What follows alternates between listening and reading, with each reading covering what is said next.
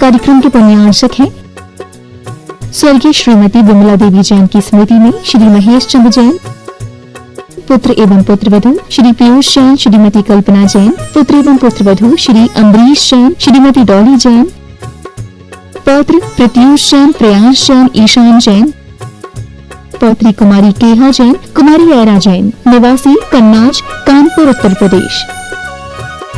पौत्री एवं दामाद कैप्टन नीलियांशु जैन, नीरज जैन, दोहित्र जयाक्ष जैन, निवासी रांची, झारखंड।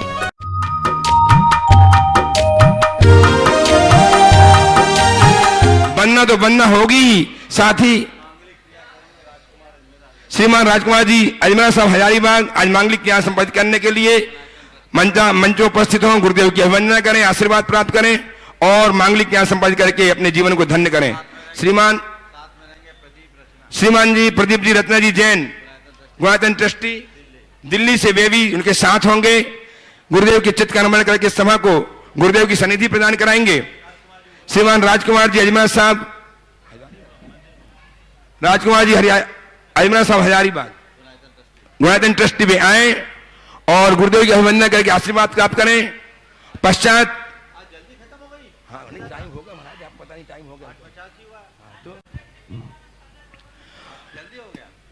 आचार्य विद्यासागर जी महा के चित्त का नमन करके श्रीमान प्रदीप जी रत्ना जी दिल्ली वे भी आए और गुरुदेव के चित्त का नमन करके सभा को उनकी सनिधि प्रदान कराने का शुभ प्रयास करें। विद्यासागर विश्व बंद श्रमणम भक्त्या सदा संस्तुवे सर्वोच्चमयमनम विनम्य परमम सर्वार्थ सिद्धि प्रदम ज्ञान ध्यान तपोभिरक्त मुनिपम विश्वस विश्वाश्रयम साकारम श्रमणम विशाल हृदयम सत्यम शिवम सुंदरम विद्या गुरु वंदनम। आचार्य भगवान चित्त के समक्ष दीप पूजन करके सभा को ज्योत्सना प्रदान करने का सौभाग्य संवर्धित कर रहे हैं हमारे श्रीमान राजकुमार जी अजमेरा साहब परिवार, गुणायतन ट्रस्टी, श्रीमान प्रदीप जी रत्ना जी जैन दिल्ली ट्रस्टी गुणायतन, रुचिर दीप्तिकरम शुभ दीपकम सकल लोक सुखाकरम उज्ज्वलम तिमिर जाल हरम प्रकरम सदा किल धरामि सुमंगल कम मुदा ओम ह्रीम अज्ञान तिमिरम दीपकम प्रज्वालयति। और अब गुरुदेव के करकमलों में शास्त्र दान करके अपने जीवन की राजकुमार जी अजमेरा साहब, प्रदीप जी रत्ना जी जैन दिल्ली में आए, अनिल जी जैन दुर्गापुर श्रोमणी सेक्टर गुणायतन वे भी आए, अपने माथे में जनवाणी सजाएं और गुरुदेव के करकमलों में समर्पित करके ज्ञानावन क्रम से करने का उद्यम करें।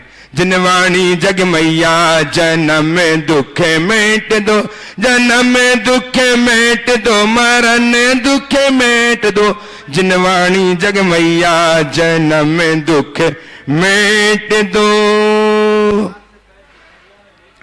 और आज के पुण्यार्जक श्रीमान राजकुमार जी अजमेरा साहब, श्रीमान प्रदीप जी रत्ना जी जैन दिल्ली, श्रीमान विपिन जी अनिल जी जैन श्रोमणी सेक्टर गुणायतन में आए और गुरुदेव के पाद प्रदर्शन करके संचित पापों का क्षय करने का सौभाग्य प्राप्त करें।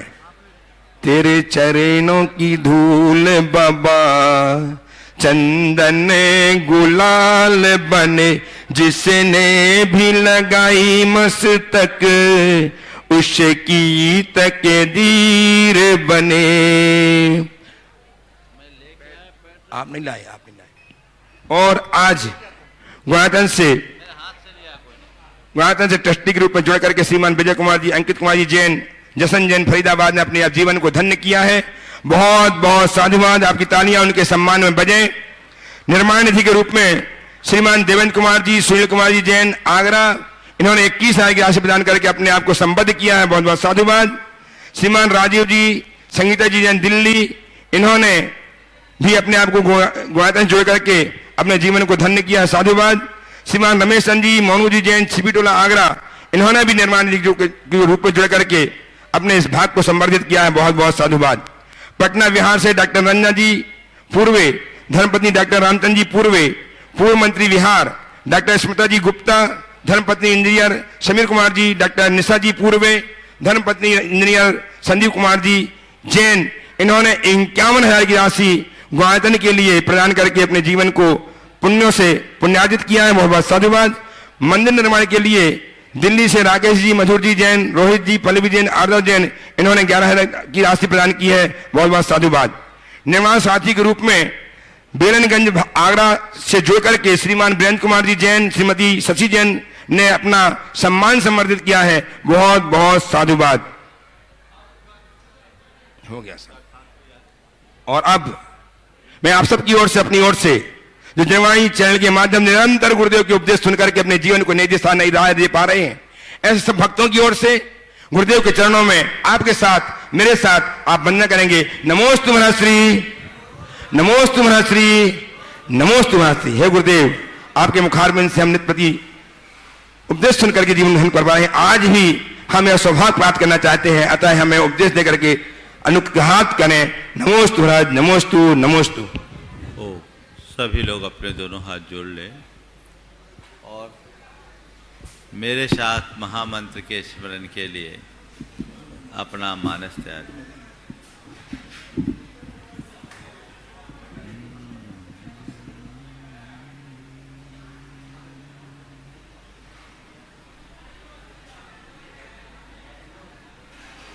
नमो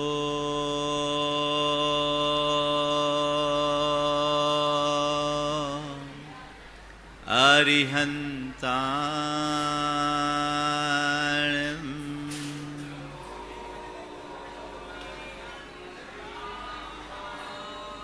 नमो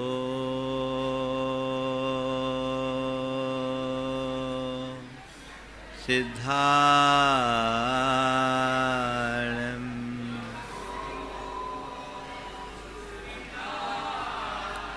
नमो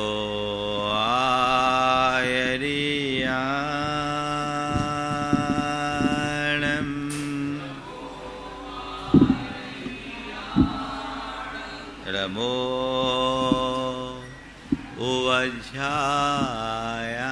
उवज्झायाणं नमो लोये सव्वशाहुनं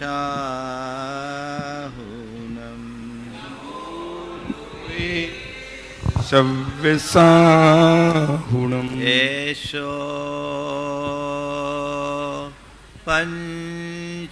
पंचणमुयारो पंचणमो यारो सव्वपावपणाशनो सव्यपावपणाशिनो मंगलाळं च सव्येसिं मंगलाळं च सव्येसिं परमं ओ मंगलम। परमं होय मंगलम। जय बोलो देवादिदेव 1008 श्री भगवान महावीर स्वामी की जय जय जय। अहिंसा परमो धर्म की जय जय जय। परम पूज आचार्य गुरुवर श्री विद्यासागर जी महाराज जय जय जय। परम पूज प्रमाणिक संत महामना मुनिराज प्रमाण सागर जी महाराज की। परम पूज अरय सागर जी महाराज की। भावा जीवा जीवा पुन्नम पावम च आशवम तेषि संवर निज्जर बंधो मोखोय हवंति ते अट्ठा। जीव जीव पुण्य पाप आश्रव संवर निजरा बंध और मोक्ष, ये 9 तत्व है, 9 पदार्थ है और इन पर श्रद्धान करने से सम्यक दर्शन की प्राप्ति होती है। वस्तु के स्वरूप को जानने में ये मूल आधार है। इनके संदर्भ में जाने बिना, इनका श्रद्धान किए बिना हम वस्तु स्वरूप से परिचित नहीं हो सकते और जब तक वस्तु स्वरूप का ज्ञान न हो तब तक जीवन का कल्याण नहीं। जीवन और जगत की जो व्यवस्थाएं हैं वो वैसी नहीं हैं जैसी हम देखते हैं, वो कुछ और है और हमें दिखती कुछ और है। हमें बाह्य जगत का विस्तार दिखता है, लेकिन अंतर जगत की तरफ हमारा ध्यान कम जा पाता है। आचार्य कुंद कहते हैं, जब तक वस्तु स्वरूप को ठीक तरीके से नहीं समझते तब तक अपने जीवन का कल्याण कर पाना असंभव है। तो यदि अपना कल्याण करना चाहते हो तो इन्हें समझो। विगत दिनों हमने जीव और अजीव की गहराई से चर्चा की। आज तीसरे क्रम में पुण्य और पाप की चर्चा में करूंगा। पुण्य और पाप ये दो शब्द ऐसे शब्द हैं जिनसे शायद ही कोई ऐसा व्यक्ति हो जो अपरिचित हो। सब जानते हैं पुण्य और पाप। पुण्य को अच्छा और पाप को बुरा मानने वाले लोग इस संसार में भरे पड़े, लेकिन यथार्थतः पुण्य और पाप के स्वरूप को और हमारे जीवन में उनकी भूमिका को जानने वाले लोग बहुत विरल हैं। आज मैं वही बात आप सबसे करने जा रहा हूं कि पुण्य और पाप क्या है, इसे ठीक तरीके से समझे। पुण्य और पाप का धर्म के साथ क्या संबंध है, इसे हम ठीक रीति से जाने। पुण्य और पाप हमारे आध्यात्मिक और भौतिक जीवन में कितना सहायक और कितना बाधक है, इसे हम ठीक तरीके से जाने और किस प्रकार से हम पुण्य का अर्जन करते हुए पाप से बचते हुए अपने जीवन का पथ प्रशस्त कर सके, ये जानना बहुत जरूरी है। प्रायः लोग पुण्य को अच्छा और पाप को बुरा कह देते हैं। अच्छी क्रियाओं को लोग पुण्य निरूपित कर देते हैं, बुरी क्रियाओं को पाप बताते हैं। ये बात सही है, लेकिन यथार्थतः पुण्य क्या है, पाप क्या है, और पुण्य और पाप के संदर्भ में आचार्य कुंद का दृष्टिकोण क्या है, ये जानना बहुत जरूरी है। आज 4 बातें मैं आप सबसे करूंगा। पुण्य, पुण्य का बंध, पुण्य की क्रिया और पुण्य का भोग। पुण्य, पुण्य का बंध, पुण्य की क्रिया और पुण्य का भोग। पुण्य क्या है, किसे बोलते हैं पुण्य? आपने कभी सोचा? पुनाति आत्मानं पूयते अनेन इति पुण्यम। जो आत्मा को पवित्र करे वह पुण्य है।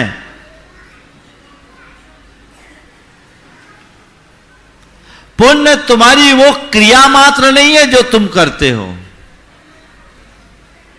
पुण्य वह है जो तुम्हारे आंतरिक पवित्रता का आधार हो। आचार्य यतिर्वृषभ ने पुण्य की व्याख्या करते हुए पुण्य को जीवन के लिए परम मंगल निरूपित किया है। तिलोपनति पुण्यम पूद पवित्रम भद्दम शिव कल्याण सुखम। मंगल, ये शब्द उन्होंने पुण्य के लिए दिया। पुण्य मंगल स्वरूप है, पुण्य पवित्र है, पुण्य में कल्याण है, पुण्य में भद्रता है, पुण्य में क्षेम है, पुण्य में ही शिव है, यानी मोक्ष है। मतलब क्या है? बिना पवित्रता के जीवन का उत्थान नहीं होता। इससे उलट पाप क्या है? जो आत्मा को पतित करे, जो आत्मा को पतित करे, नीचे गिराए, वो पाप है।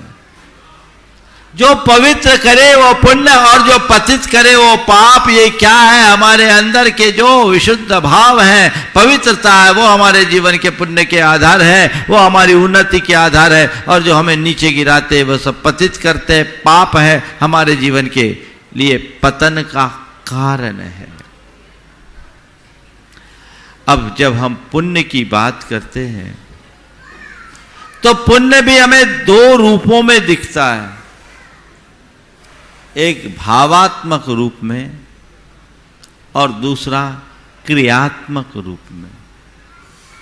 हमारे अंदर के जितने भी शुभ और पवित्र भाव हैं ये सब भावात्मक पुण्य है।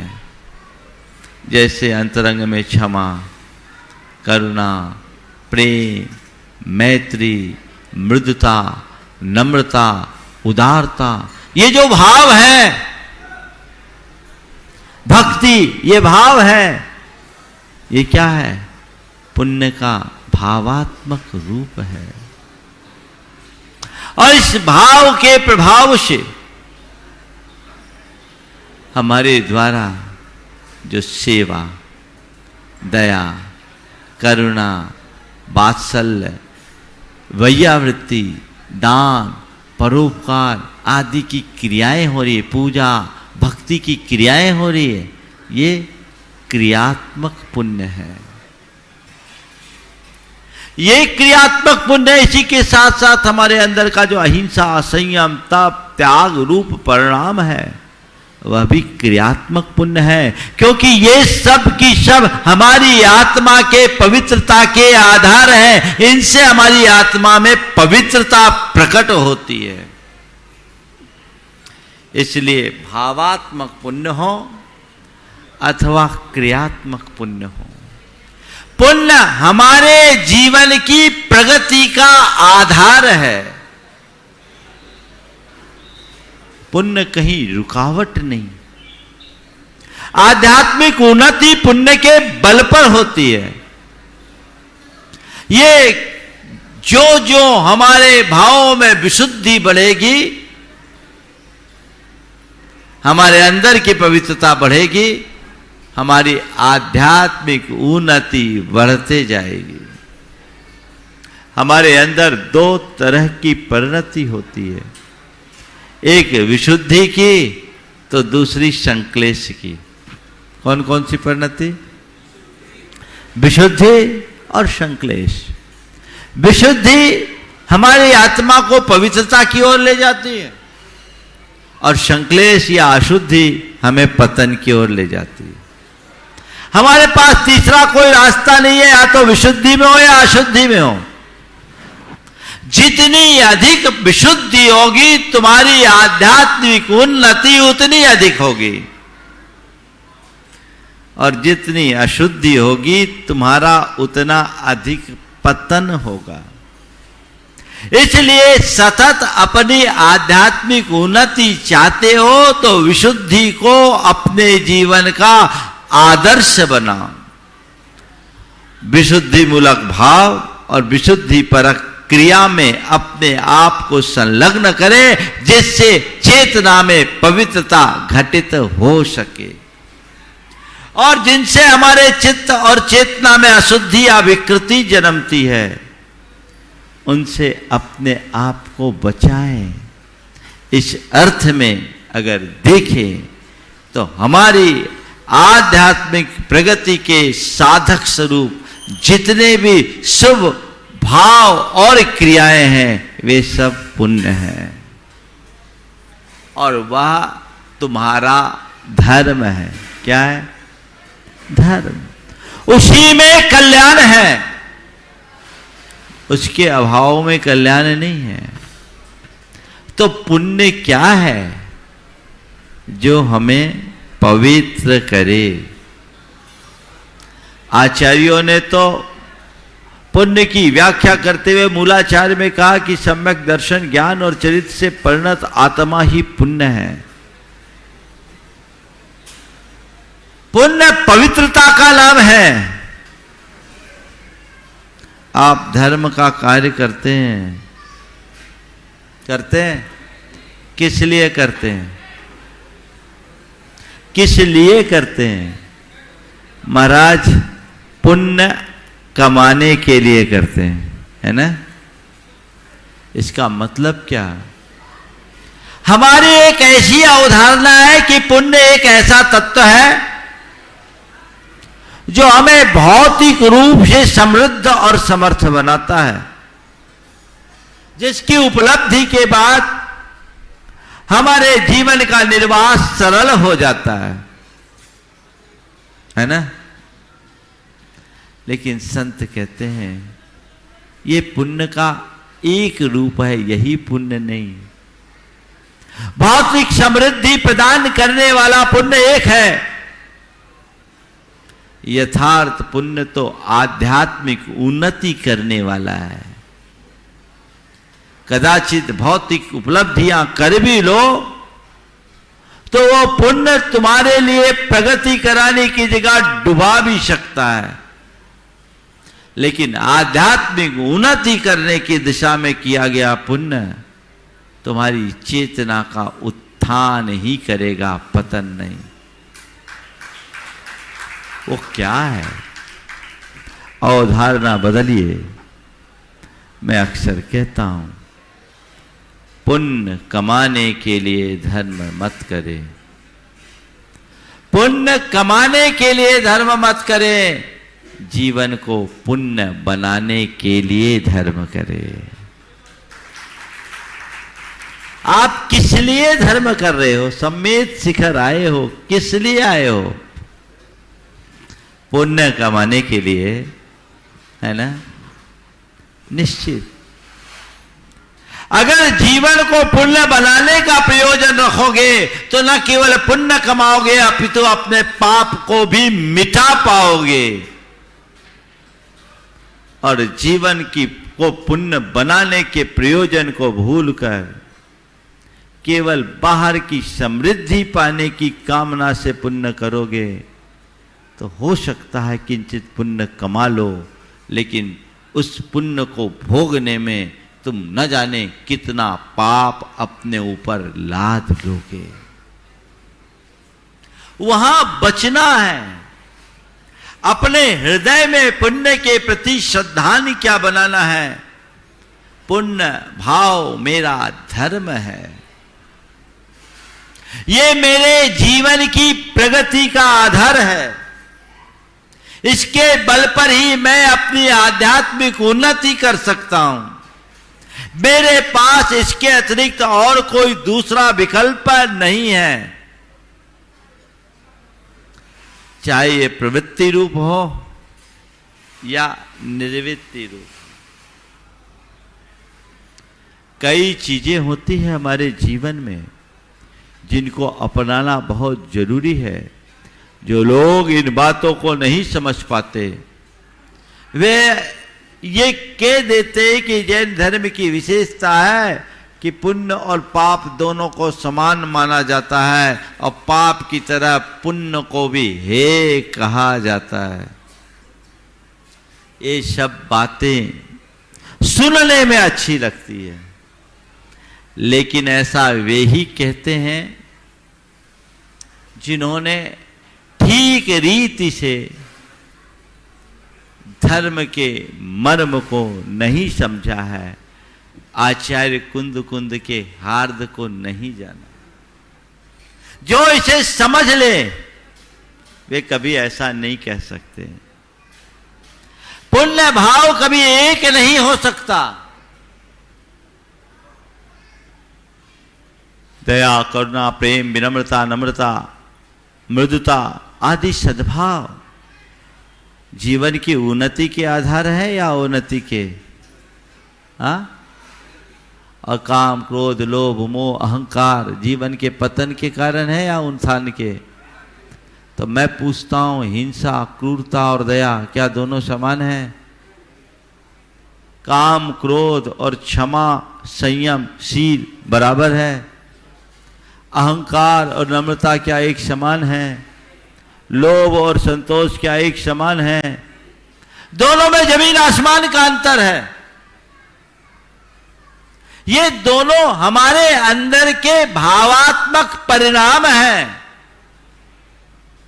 ये परिणाम प्रवृत्ति में भी है पुण्य का और निर्वृत्ति में भी है।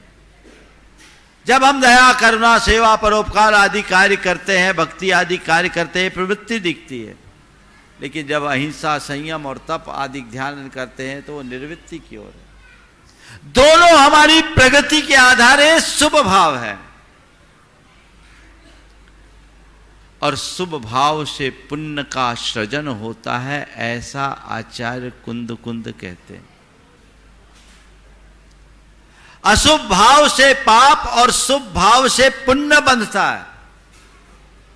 इसलिए इन बातों को ध्यान में रखो, पुण्य और पाप दोनों को एक समान मत मानो, दोनों अलग अलग है।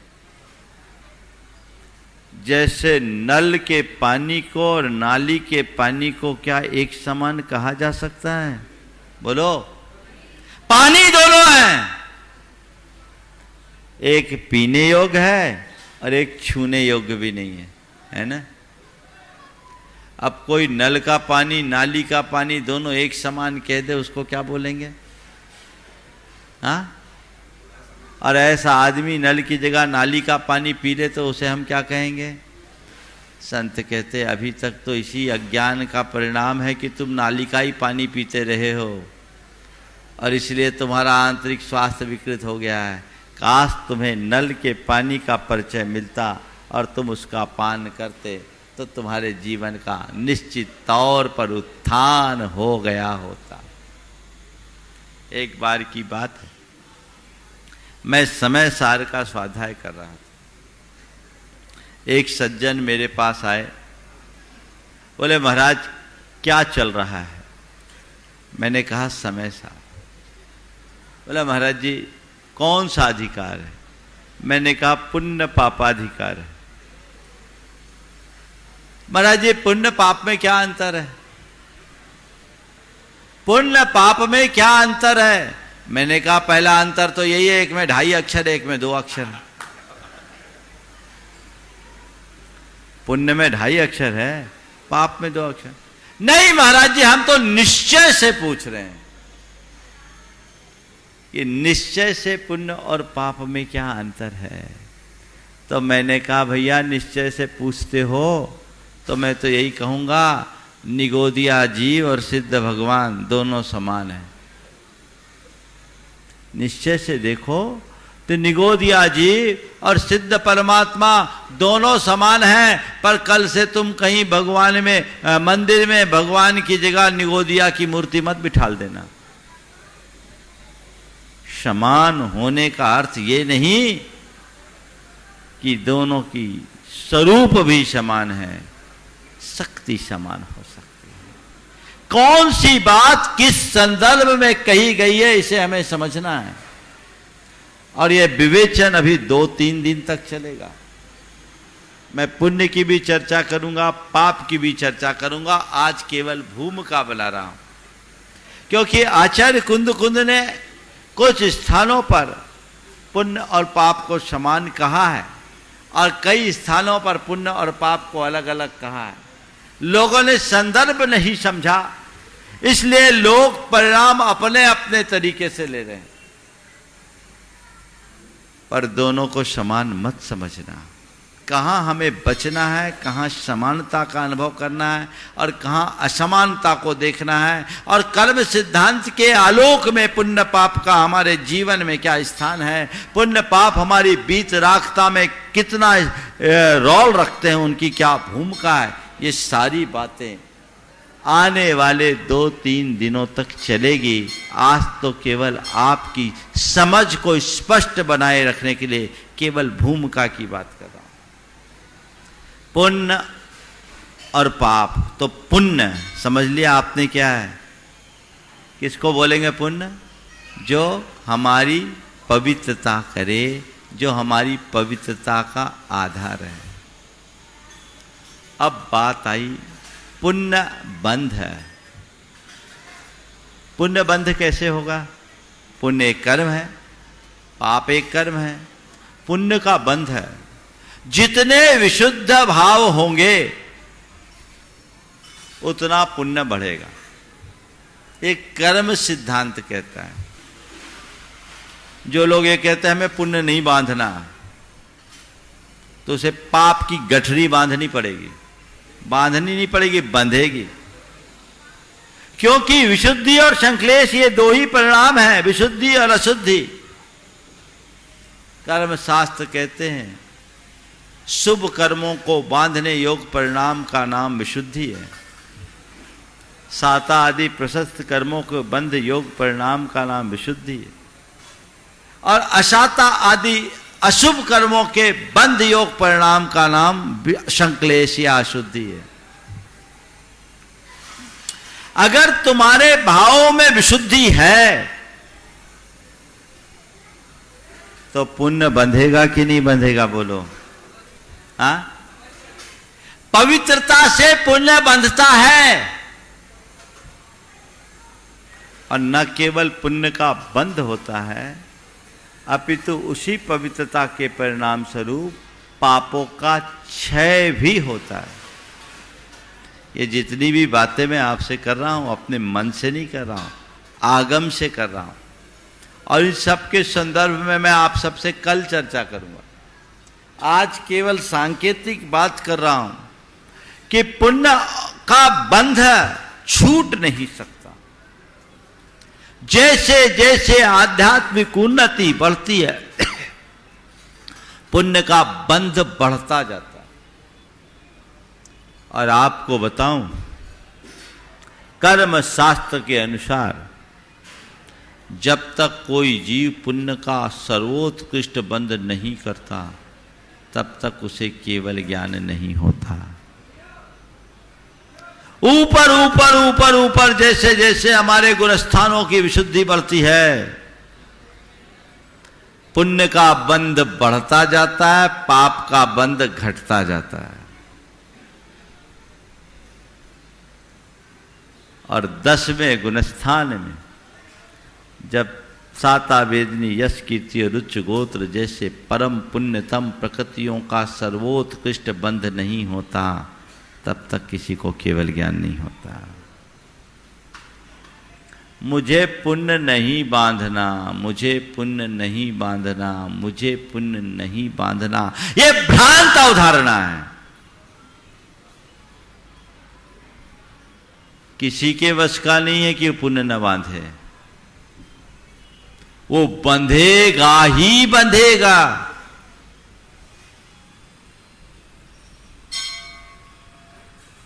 क्योंकि सुपरिणामम पुण्यम अशुभम पावोत्तिमदो।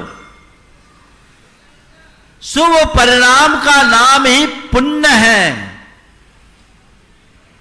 अशुभ परिणाम का नाम पाप है। हमारे शुभ परिणाम हमारी उन्नति में कारण है।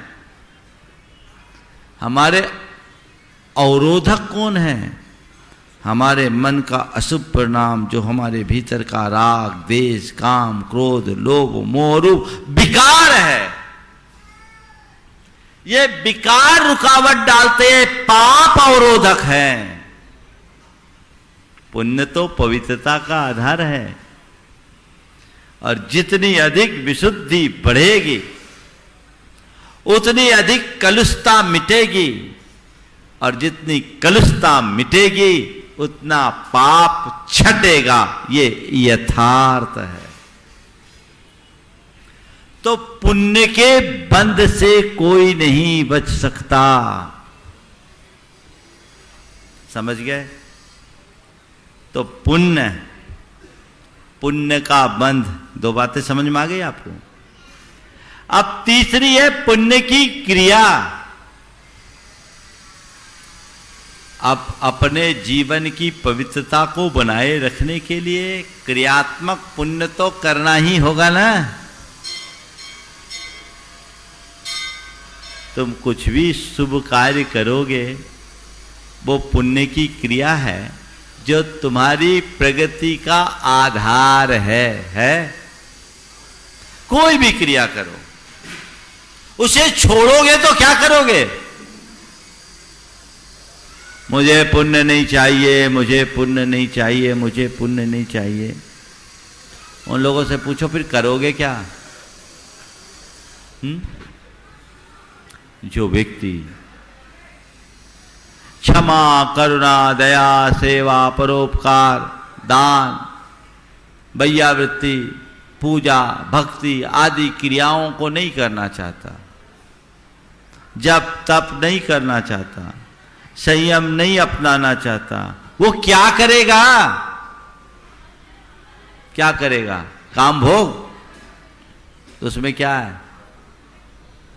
क्या है? बोलो। पाप है ना? तो अब बताओ, पुण्य की क्रिया तुम्हारे लिए आलंबनी है या नहीं है? ना? हाँ। पर यह ध्यान रखने की बात केवल इतनी है, ये हमारा साध्य नहीं, साधन है। पुण्य की क्रिया साधन है, साध्य नहीं। मेरा लक्ष्य सब प्रकार की प्रवृत्ति से ऊपर उठकर आत्मा में डूबने का है। सारी प्रवृत्तियां छूट जाए और मैं आत्मा में डूब जाऊं। लेकिन जब डूबूं तब डूबूं, जब तक न डूब पाऊं तब तक पाप से बचने के लिए तो यही एक माध्यम है, क्योंकि आत्मा में नहीं डूबूंगा तो पाप में पड़ूंगा। तो रास्ता क्या है? क्या है? ये पुण्य का आलंबन लेकर के चलो। ये साधन है, साध्य नहीं। समझ गए? कोई आदमी तैरना न जानता हो और नदी में उतर गया तो क्या होगा? डूब जाएगा ना? डूबेगा कि नहीं? लेकिन ऐसे व्यक्ति को किसी ने एक ट्यूब पकड़ा दिया कि ले एक ट्यूब ले ले, जिससे तू डूबेगा नहीं। अब ट्यूब पकड़ करके वो आनंद ले रहा है और मगन हो गया, मैं तो तैराक बन गया। उसको हम क्या कहेंगे? बोलो। ट्यूब में तैर रहा है, डूब नहीं रहा है, लेकिन क्या वो तैराक बन गया? उसे चाहिए कि ट्यूब के सहारे हाथ पांव चलाने का अभ्यास करे, करते रहे करते रहे करते रहे और धीरे धीरे तैराकी सीख ले, ताकि अपने बाहुओं के बल पर इस सागर को पार कर सके। समझ गए? तो पुण्य की क्रिया एक ट्यूब के आलंबन की भांति है, जो तुम्हें डूबने से बचाती है। समझ गए? लेकिन ये ट्यूब में ही अटके रहोगे तो तैरने का आनंद नहीं मिलेगा। तैरने का आनंद चाहिए तो हाथ पांव चलाना सीखो। और एक बात ध्यान रखना, तैरना तभी सीख पाओगे जब पानी में पांव डालोगे। रेत में रह करके तैरना नहीं सीख सकते। एक युवक था, उसे तैराकी सीखनी थी। वो नदी में उतरा अपने मित्र के सलाह पर जैसी नदी में उतरा तो उसका पांव फिसल गया, वो गिर गया। जैसे तैसे बच के बाहर निकला और पांव पटकते हुए कहा, कसम भगवान की, अब जब तक मैं तैरना ना सीख लूं तो पानी में पांव नहीं रखूंगा। कसम भगवान की, अब जब तक मैं तैरना न सीख लूं पानी में पांव नहीं रखूंगा। उसके मित्र ने कहा, लगता है तू रेत में तैरना सीख करके पानी में उतरेगा, है ना? तो पानी में पांव रखो और डूबने से बचना है तो ट्यूब का आलंबन लो। धीरे धीरे ट्यूब के बल पर तैरते तैरते तैरते तैरते अपने आप को इतना समर्थ बना लो कि बिना ट्यूब के भी तुम तैर सको और इस भव सागर से पार उतर सको। जब तक प्रवृत्ति है तब तक आलंबन है।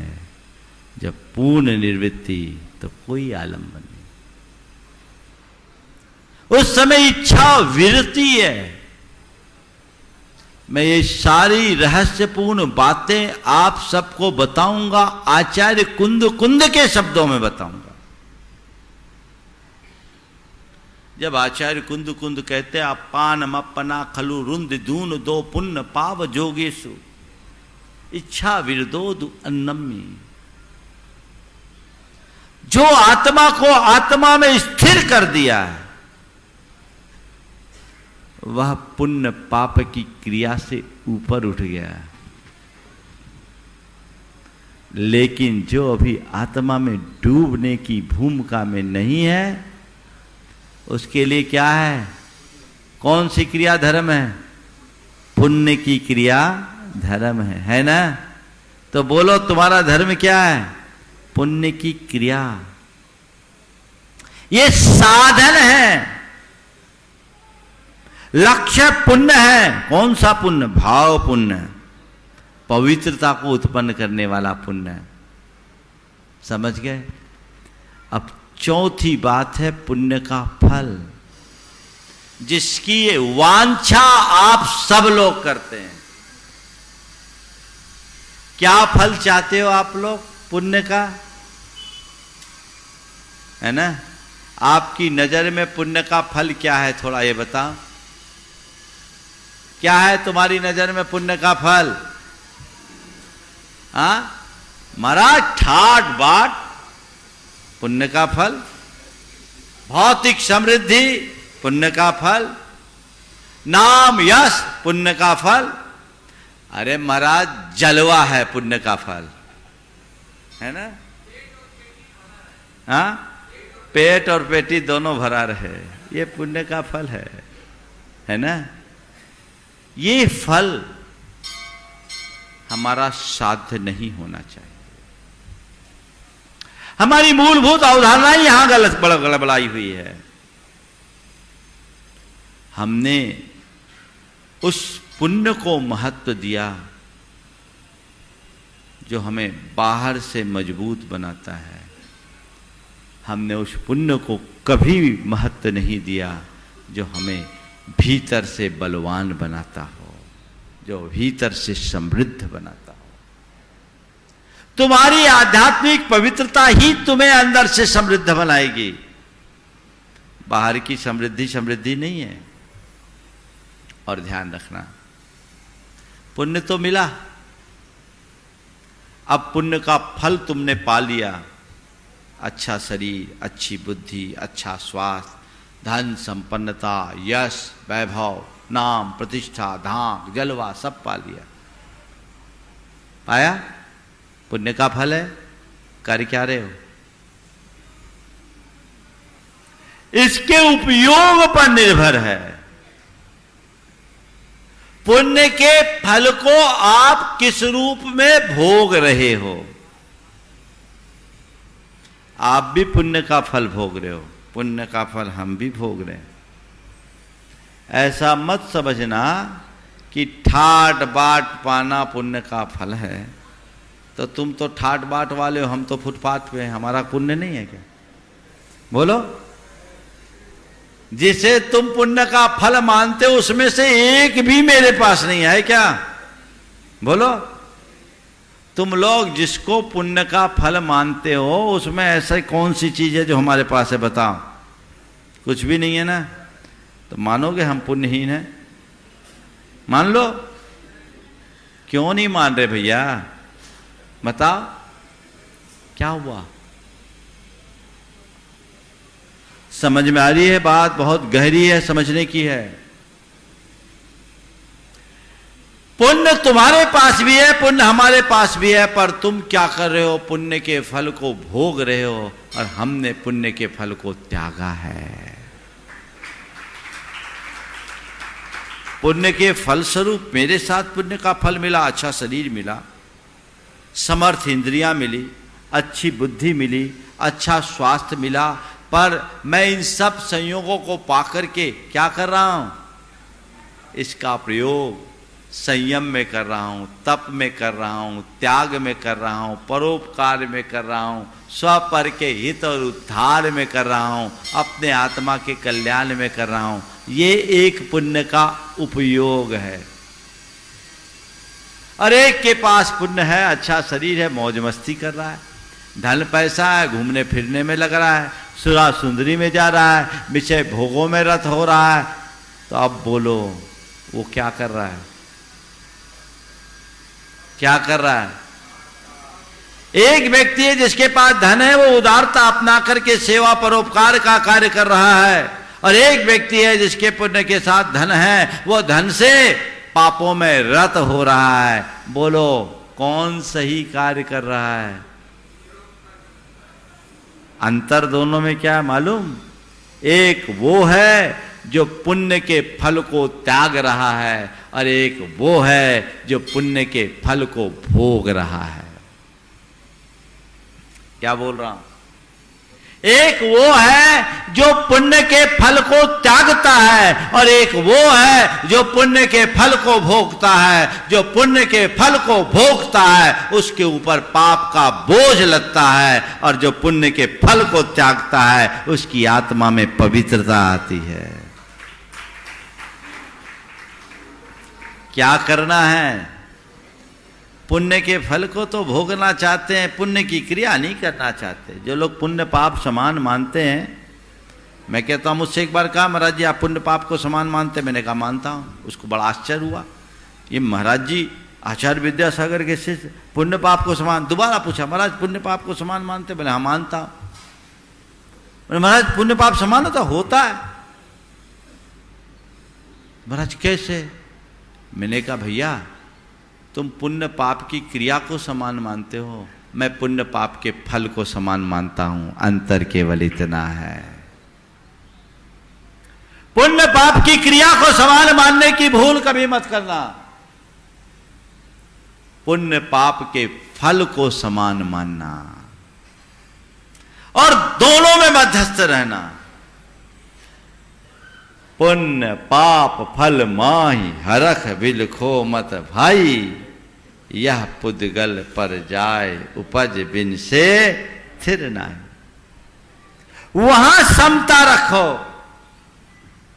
पुण्य का फल भोगने योग्य नहीं है, पुण्य का फल त्यागने योग्य है, क्योंकि तुम जितना पुण्य का फल भोगोगे उसका दुरुपयोग होगा, पाप का बंध होगा, तुम्हारी आत्मा का पतन कराएंगे। बात समझ में आ रही है आप लोगों को? तो अब क्या करना है? क्या करना है? पुण्य कमाना है? पुण्य कमाना है? बोलो नहीं कमाना, जीवन को पुण्य बनाना है। लक्ष्य बदलिए। पुण्य कमाते कमाते तो न जाने कितने भाव बीत गए। अगर एक बार जीवन को पुण्य बना लिया तो सिद्धों की श्रेणी में अपना स्थान बना सकते हो। लक्ष्य वो रखो। जीवन को पुण्य बनाना है, पवित्रता को अपने जीवन का साध्य बना करके चलना है। कर्म अपने हिसाब से बंधेंगे, और उसके लिए आलंबनी जो भी क्रियाएं हैं वो मुझे करते रहना है, पर पुण्य के फल का भोग करने की वांछा मन में नहीं रखनी। पुण्य के फल के भोग से बचना है। धर्म और कुछ नहीं है, पुण्य के फल का त्याग है, भोग नहीं। सब छोड़ने वाला महान होता है, भोगने वाला का तो पतन होता है। तो यदि कोई भी धर्म कर रहा है, आज कोई दान कर रहा है, तो दान कर रहा है वो उसकी पवित्रता का आधार है, क्योंकि उसने अपनी आसक्ति को छोड़ी है, मूर्छा को छोड़ा है, और पुण्य के फल स्वरूप जो संसाधन उसे मिले उसे छोड़ा है। उसके अंदर उदारता ही है। तो ये सब चीजें हमारी पवित्रता का आधार है। हम अपने जीवन को पुण्य को अपने जीवन में कितना स्थान दे, आज मैंने संक्षेप में बात आप सबसे की। ये विवेचना लंबी चलेगी, हो सकता है ये पूरा सप्ताह केवल पुण्य पाप पर हो जाए, और आचार्य कुंद के दृष्टिकोण को समझकर हम अपने जीवन का पथ प्रशस्त कर सकेंगे। समय आप सबका हो गया, यहीं पर विराम। बोलिए परम पूज्य आचार्य गुरुवर श्री विद्यासागर जी महाराज की। इस कार्यक्रम के पुण्यार्चक थे स्वर्गीय श्रीमती विमला देवी जैन की स्मृति में श्री महेश चंद्र जैन, पुत्र एवं पुत्रवधू श्री पीयूष जैन, श्रीमती कल्पना जैन, पुत्र एवं पुत्रवधू श्री अम्बरीश जैन, श्रीमती डॉली जैन, पौत्र प्रत्युष जैन, प्रियांश जैन, ईशान जैन। पौत्री कुमारी केहा जैन, कुमारी ऐरा जैन, निवासी कन्नाज, कानपुर, उत्तर प्रदेश। पौत्री एवं दामाद कैप्टन नीलियांशु जैन, नीरज जैन। दोहित्र जयाक्ष जैन, निवासी रांची, झारखंड।